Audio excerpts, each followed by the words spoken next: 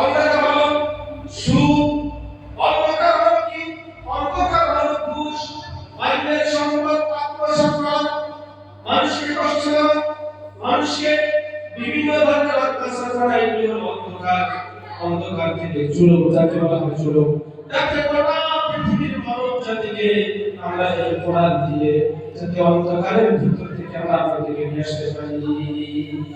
মক্কা নগরীতে আল্লাহ নবী সাল্লাল্লাহু আলাইহি সাল্লাম একা হয়ে জন্মগ্রহণ করেছিলেন। মক্কায় অন্ধকার হয়েছিল।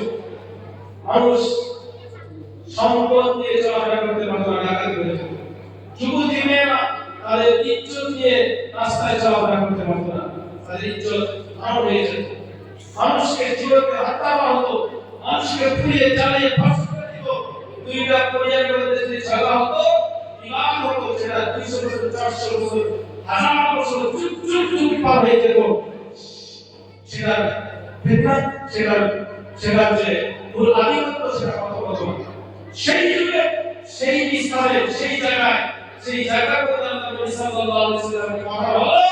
আর এই কোরআন দিয়ে আল্লাহ নবী সাল্লাল্লাহু আলাইহি ওয়াসাল্লামের অন্তরকে, সমাজের সমস্ত অন্ধকারকে দূরে সরিয়ে দিয়েছেন। বলুন সুবহানাল্লাহ। আল্লাহ নবী এই কোরআন দিয়ে এমন একটা সমাজ, এমন একটা রাষ্ট্র কায়েম করেছেন, যেই সমাজের মধ্যে, যে রাষ্ট্রের মধ্যে চুরি ছিল না, ডাকাতি ছিল না, ধর্ষণ ছিল না, হত্যা ছিল না, লুটপাট ছিল না, জিনা ছিল না, এমন একটা রাষ্ট্র আল্লাহর নবী এমন একটা সমাজ মক্কা নগরীতে উপহার দিয়েছিলেন। এমন একটা সমাজ আল্লাহর নবী সাল্লাল্লাহু আলাইহি ওয়াসাল্লাম